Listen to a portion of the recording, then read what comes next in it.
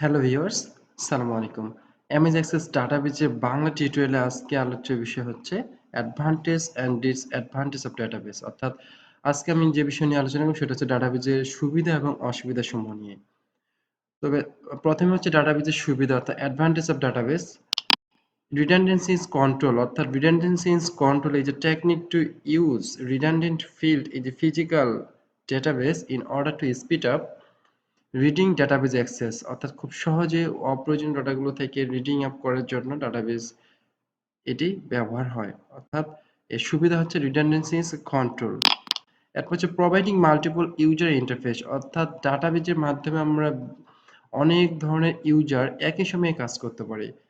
আমরা এক জায়গা থেকে ১০ জন, ২০ জন, ২৫ জন অর্থাৎ সারা বিশ্বে যদি মনে করি কোনো একটা ডাটাবেস থেকে আমরা সবাই একই টাইমে অনেকজন ইউজার্স আমরা এখানে কাজ করতে পারি। অ্যাডমিনিস্ট্রেটর হতে পারে, ক্লায়েন্ট হতে পারে, আদার্স ইউজার্স হতে পারে।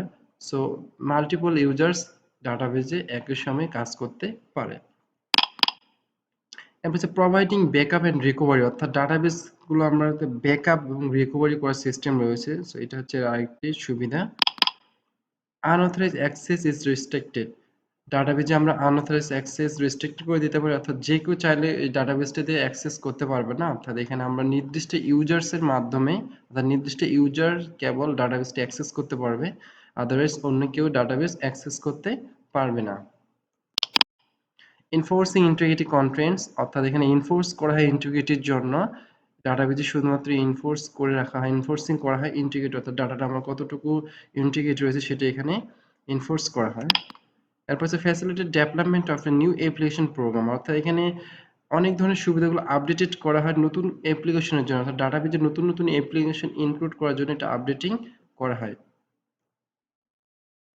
এরপর হচ্ছে ডিসঅ্যাডভান্টেজ অফ ডাটাবেস অর্থাৎ ডাটাবেজের অসুবিধাসমূহ।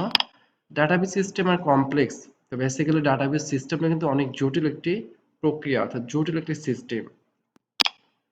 এরপর হচ্ছে difficult and time consuming to design অর্থাৎ এটা অত্যন্ত কঠিন এবং সময়ের সাথে এটা ডিজাইন করা অর্থাৎ এটা অত্যন্তভাবে কঠিন আকারে সময়ের সাথে এটা ডিজাইন করা হয়ে থাকে অর্থাৎ এটা অনেক কঠিন একটি কাজ ডিজাইন করাটা আমার ডাটাবেজের ডিজাইনটা খুবই কঠিন একটি কাজ।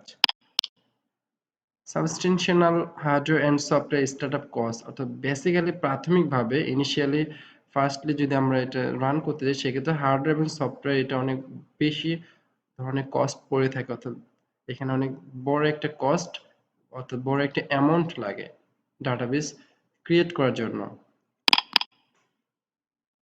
এরপর হচ্ছে damage to database effect virtually all application program অর্থাৎ damage to database effect virtually all application programs অর্থাৎ যদি এটা ড্যামেজ হয়ে যায় ডাটাবেসে ড্যামেজ হয়ে যায় এটা এফেক্ট করে কি ভার্চুয়ালি অল অ্যাপ্লিকেশন প্রোগ্রামের উপরে।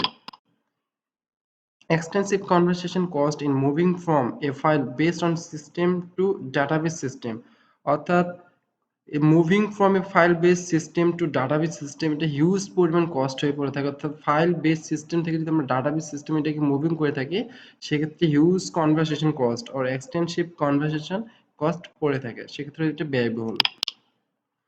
এরপর হচ্ছে initial training required for all programmers and user তো বেসিক্যালি প্রাথমিক একটা ট্রেনিং দেওয়া হয়ে থাকে ডাটাবেজে কাজ করার জন্য initial training required for all programmers and users প্রত্যেকটা ডাটাবেস ডেভেলপমেন্ট কাজে যে নিয়োজিত থাকে প্রোগ্রামার এবং ইউজার এদেরকে ডাটাবেজে কাজ করার জন্য ইনিশিয়াল ট্রেনিং দিতে হয় সেক্ষেত্রে এটা আরেকটি ডিসঅ্যাডভান্টেজ অফ ডাটাবেস অর্থাৎ ট্রেনিং ব্যতীত কিন্তু কখনোই ডাটাবেজে কাজ করা যাবে না অর্থাৎ ইনিশিয়াল ট্রেনিং যদি না থাকে সেক্ষেত্রে সে কখনোই ডাটাবেজে কাজ করতে পারবে না। তো এটা হচ্ছে কি ডাটাবেজের একটি অসুবিধা।